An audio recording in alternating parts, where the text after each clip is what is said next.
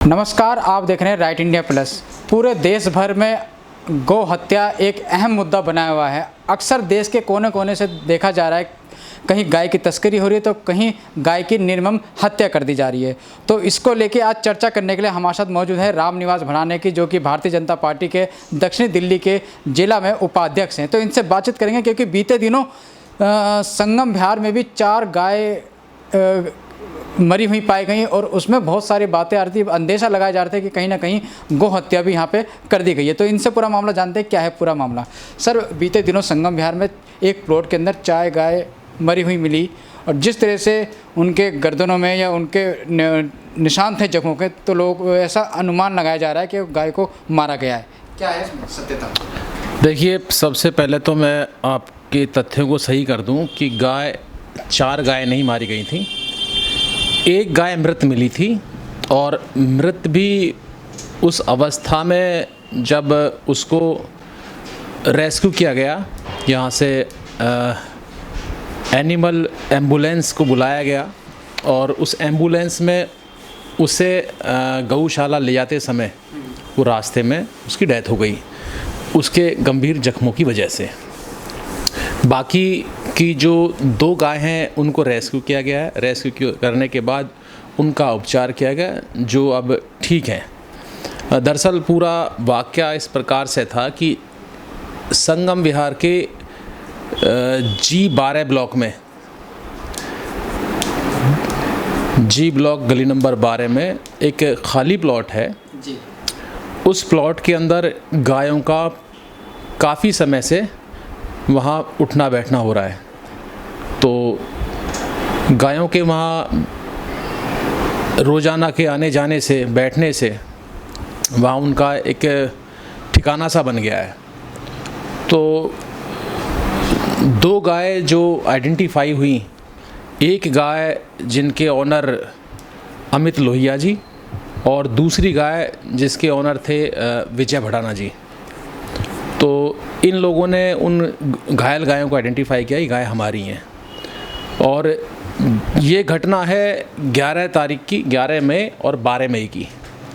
13 मई को सुबह जो है इन गायों के बारे में जानकारी मिली, तो उसकी जांच पड़ताल की गई और इस वाक़ये को लेकर के, क्योंकि बहुत ही ज़्यादा सेंसिटिव मैटर था, जिसने भी उन गायों की हालत को देखा, चाहे उसने फिज़िकली जाकर के गाय को देखा, चाहे उसने सोशल मीडिया पर उन गाय के जो अपलोड फ़ोटोज़ थे वो फ़ोटो देखे, चाहे वीडियोज़ देखे, वो बहुत ही मतलब इतना गंभीर गाय को वो चोट लगी हुई थी।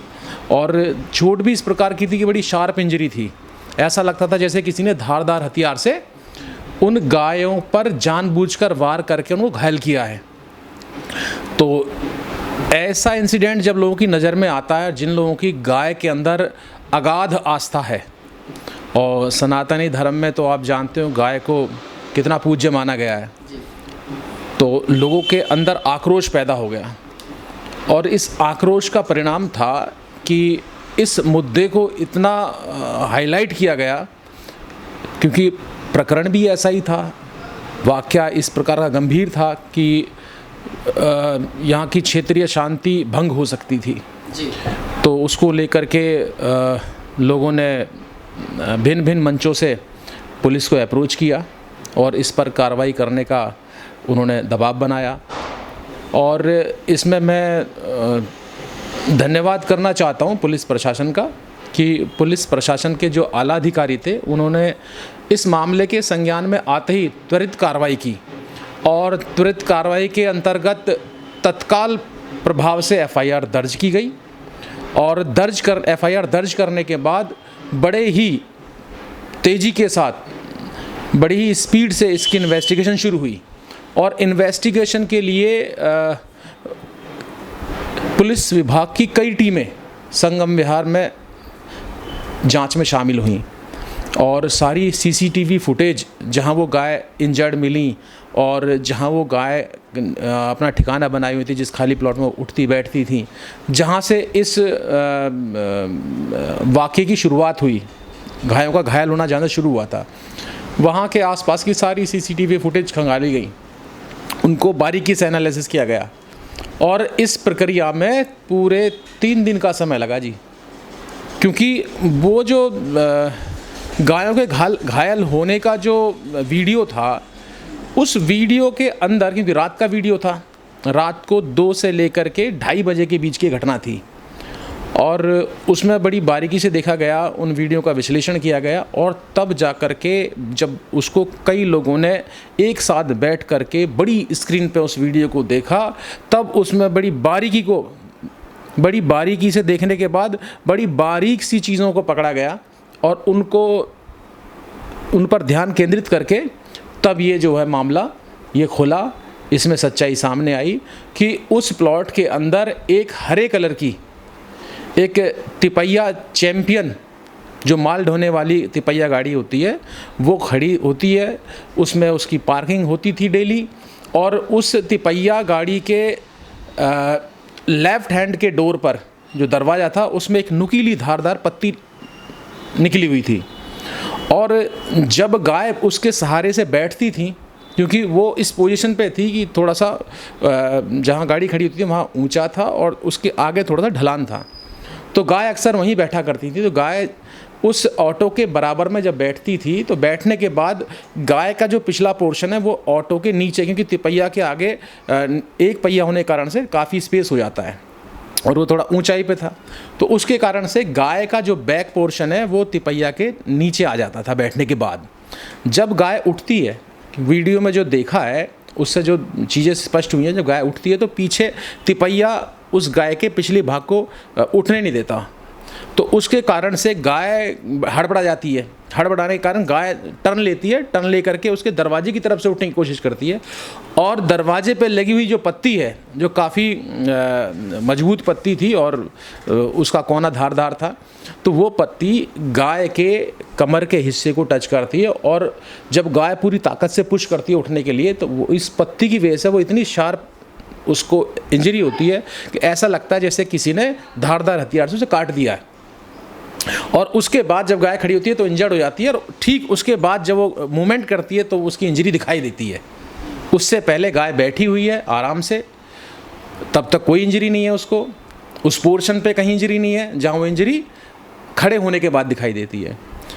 तो दोनों गायों का सेम पैटर्न और दोनों गायों को बैठने का स्थान भी सेम और वो ऑटो भी वहीं सेम स्थान पे खड़ा हुआ है, ऑटो की वजह से। और ऑटो के साथ जब उसका कनेक्शन होता है गाय का, जिस समय उसको इंजरी होती है, उस समय गाय के उठने से और गाय के ताकत लगाने से ऑटो को मूवमेंट करते हुए, हिलते हुए वहाँ देखा है। हादसा कह सकते हैं जी बिल्कुल, ये एक संयोगवश एक दुर्घटना थी, एक हादसा था और हादसा भी इस प्रकार का था, ऐसा लगता था जैसे ये किसी इंसान का किया हुआ कार्य है। लेकिन गनीमत रही कि यहाँ इस क्षेत्र की शांति बरकरार रही और गायों के इस मामले में बहुत ही ज़्यादा संजीदगी के साथ लोगों ने अपनी प्रतिक्रियाएं दी, लोगों ने गायों के इस मामले को बड़ी गंभीरता से लिया। मैं धन्यवाद करना चाहता हूं, हमारे भिन्न भिन्न संगठनों ने इन गायों के प्रकरण को लेकर के रोष व्यक्त किया और वे थाने आए, थाने में आकर के अपना ज्ञापन भी दिया। तो गौ रक्षा सेवा दल और हमारे राष्ट्रीय स्वयंसेवक संघ के गौ रक्षा दल और मार्केट एसोसिएशन और ब्राह्मण समाज जो संगम विहार से संबंध रखता है, उस मंच ने भी आकर के इस गौ रक्षा के कार्यक्रम में अपना सहयोग दिया और भिन्न भिन्न संगठनों ने इस घटना के प्रति अपना रोष व्यक्त किया। उनको लगता था कि किसी मानव के द्वारा की गई बहुत ही गलत और बहुत ही अधार्मिक घटना है। तो लेकिन जांच के बाद ये स्पष्ट हुआ कि इसमें किसी भी व्यक्ति का इन्वॉल्वमेंट नहीं था और ये एक संयोगवश दुर्घटना थी। और उसके लिए मैंने विशेष रूप से अपने क्षेत्र की RWA की ओर से माननीय SHO सरोज तिवारी जी का और आला अधिकारियों का मैंने धन्यवाद भी किया, उनको धन्यवाद ज्ञापित किया। तो मैं उनसे जाकर के विशेष रूप से व्यक्तिगत रूप से RWA के लोगों से, क्षेत्र के लोगों को ले जाकर के मैं मिला भी और इस केस पर उनके इतने अच्छे जो उन्होंने बहुत ही शीघ्रता से बहुत ही गहन जांच की है और इस सत्य को प्रकट किया, उसके लिए उनको धन्यवाद भी दे करके आए हम कि क्षेत्र में उन्होंने शांति बनाए रखी। अच्छा सर, एक चीज़ और मैं आपसे पूछना चाहता हूँ, जैसे गायों की तस्करी के मामले सामने आते हैं, गाय हत्या के मामले सामने आते हैं और इस तरह के हादसे भी होते हैं, आपको नहीं लगता कहीं ना कहीं जो गाय के मालिक हैं वो भी इसके कहीं ना कहीं जिम्मेदार हैं इस तरह के हादसों के, क्योंकि गाय को रखते नहीं बांधे? देखिए, अब आप ये बात तो कह रहे हैं कि गाय के मालिक भी जिम्मेदार है। दृष्टिकोण दो तरह के होते हैं, एक नेगेटिव है, एक पॉजिटिव है। नेगेटिव अगर दृष्टिकोण से देखा जाए तो ये गलत भी है कि गाय को खुला छोड़ देते हैं, लेकिन गाय एक ऐसा प्राणी है जिसको चलना फिरना बहुत ज़रूरी है। अगर उसको एक ही खूंटे पे बांध के रख दोगे आप, तो कोई भी प्राणी है वो एक खूंटे पे बंद करके वो जिस प्रकार से उसका जीवन होना चाहिए उस प्रकार से वो जीवन नहीं व्यतीत कर सकता है। गाय एक ऐसा प्राणी है, जब तक वो चलेगा फिरेगा नहीं, दूध नहीं देगा। अगर आप उसे खूंटे पे बांधोगे, अच्छा खिलाओगे पिलाओगे, लेकिन जिस प्रकार से उसकी जीवन शैली है, आपने उसकी जीवन शैली को एक सीमित दायरे में बांध दिया है, उसका सीमित दायरा बना दिया, तो उसमें उस प्रकार से वो, क्योंकि लोग बाग गाय पालते हैं दूध अर्जित करने के लिए, तो उस प्रकार से वो दूध नहीं देती है।